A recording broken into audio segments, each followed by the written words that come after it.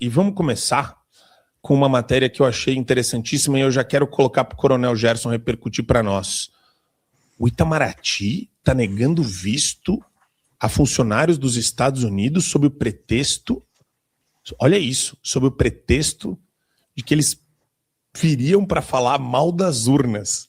Isso é inacreditável, gente. Vamos colocar o trecho para vocês. Olha, o pedido para a entrada no Brasil foi apresentado ao consulado brasileiro em Washington na última segunda-feira, segundo fontes da diplomacia brasileira, que disseram também que a justificativa oficial dos norte-americanos para vir ao país era a seguinte: fazer contatos eleitorais e também promover discussões sobre a liberdade de expressão. Mas os vistos aos funcionários Riley Burns e Samuel Sampson foram negados pelo governo brasileiro nesta sexta-feira. Os dois trabalham no escritório de Democracia, Direitos Humanos e Trabalho do Departamento de Estado norte-americano. O governo brasileiro, segundo fontes da diplomacia, disse que o pedido foi entendido como uma tentativa de descredibilizar o sistema eleitoral brasileiro, por isso a negativa do governo brasileiro. A intenção dos norte-americanos de vir ao Brasil foi revelada pelo jornal The Washington Post, que disse em reportagem que os representantes do governo de Donald Trump viriam para questionar o sistema eleitoral brasileiro, segundo autoridades. Ao jornal, o Departamento de Estado norte-americano confirmou a viagem, mas não detalhou os objetivos da missão.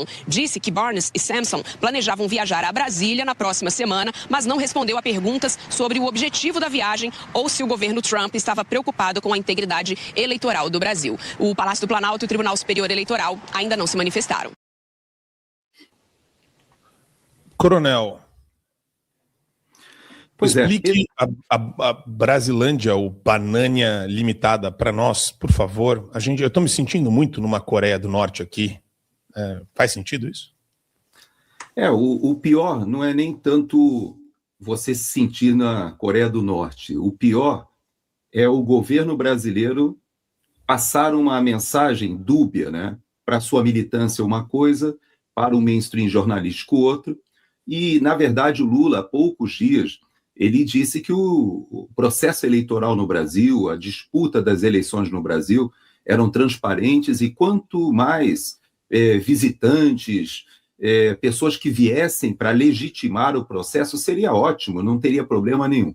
Isso ele fala e poucos dias depois ele dá essa resposta, mas não foi somente a essa iniciativa dos Estados Unidos. Nós precisamos dizer também que os europeus tiveram o Eurolat, que é um instituto da Espanha, que foi à Colômbia e cobriu as eleições e legitimou e referendou até o resultado, porque eles têm um grupo muito sério, com personalidades espanholas e europeias, e que foram várias vezes chamados para participar de processos eleitorais, não como uma fiscalização de um partido ou outro, mas realmente tem uma posição muito neutra, muito sofisticada, inclusive, de fazer esse acompanhamento, indo a detalhes que às vezes fogem daquelas questões técnicas. Então é muito legal quando você tem esses outros, mas o Eurolat recebeu uma resposta dizendo que não poderiam se cadastrar, porque eles tentaram fazer isso oficialmente, de fazer o acompanhamento, foram ao TSE, e receberam uma resposta interessante. A resposta foi da namorada do Toffoli. Ela foi nomeada, né, no TSE para um cargo que faz essa interface com os organismos internacionais, e ela respondeu dizendo que somente os organismos que são convidados pelo TSE podem vir a se cadastrar. Então você veja que há uma iniciativa da Europa, há essa iniciativa dos Estados Unidos, todos muito interessados no nosso processo eleitoral. Mas o fato é que nós estamos vivendo hoje no Brasil um ambiente pré-eleitoral, mas que reproduz o que aconteceu tanto em 18 quanto em 22. Por quê? Porque 18 e 22, a sociedade brasileira já debatia o tema do nosso sistema eleitoral. E pior do que isso, o nosso Congresso já aprovou por mais de uma vez. Para dizer a verdade, esse assunto já foi debatido e meio que pacificado 4 vezes no Congresso Nacional.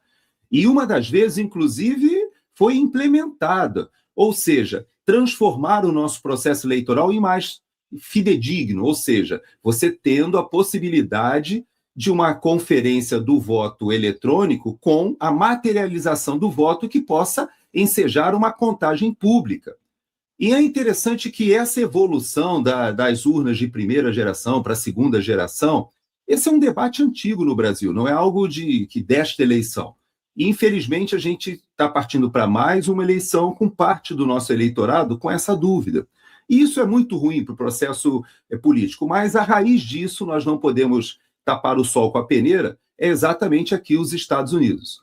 Nós tivemos esse debate ressurgindo quando o presidente Trump ele faz a denúncia das fraudes eleitorais que aconteceram em 2020 e ele já alertava sobre a questão das urnas eletrônicas daqui, que são bem diferentes do Brasil, a bem da verdade, elas fazem uma leitura de código de barra e uma leitura parecida com aqueles, vamos chamar assim, aqueles cartões que antigamente a gente fazia a prova preenchendo os quadradinhos.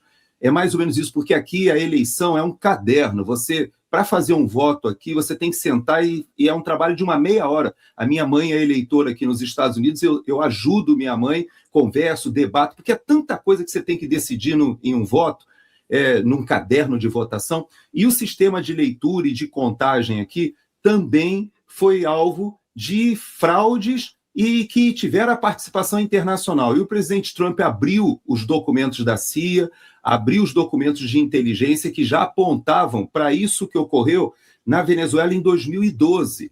Então, na verdade, Marco, esse assunto já vem no Brasil fervilhando desde a eleição de Aécio Neves.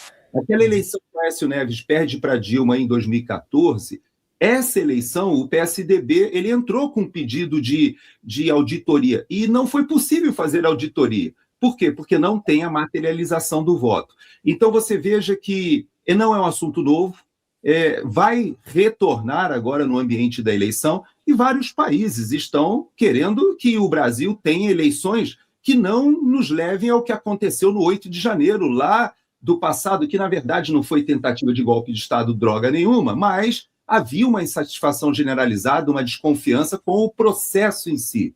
E esse processo, né, Marco, está sob júdice, digamos assim, da opinião pública. USA Brasileiras. Entre no site e saiba como adquirir o seu modelo exclusivo. Para mulheres de bom gosto e que são femininas. USA Brasileiras, o seu chinelo perfeito.